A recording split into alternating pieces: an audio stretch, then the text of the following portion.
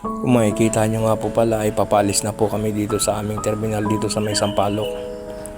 Isa na nga po pala ito sa aking kinagisnan sa araw-araw na biyahe. Hindi po namin alam kung ang ano po ang nakabang sa amin na panganib niyan sa daan. Kung sakali man po ay malagay ang aming buhay sa peligro, naway wag po sana kaming husgahan. Bagkus kami po ipagdasal sa araw-araw na biyahe namin na hindi namin alam kung anong mangyayari sa amin. Pagod at puyat ay hindi na namin iniindang. May yatid lang namin kayo na maayos sa inyong paroroonan. At masilayan ang pamilya ng bawat isa.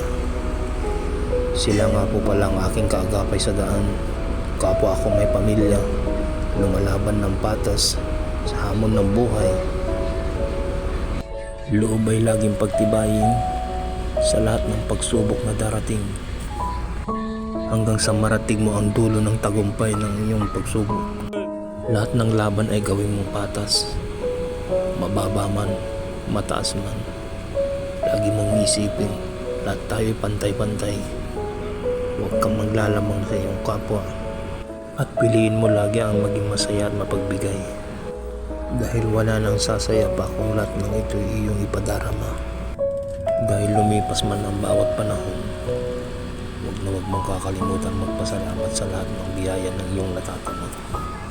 Ang lahat ng mga taong nakapaligid sa iyo, lagi-lagi mong ipagdasal ang bawat isa sa inyo. Makaramdam ka man ng pagod, isipin mo lagi ang lahat ng ito'y sakripisyo. Sa bawat pamilya, sa bawat oras na wala sila sa piling mo. Dahil ang lahat ng yan ay nasa dulo ng tagumpay.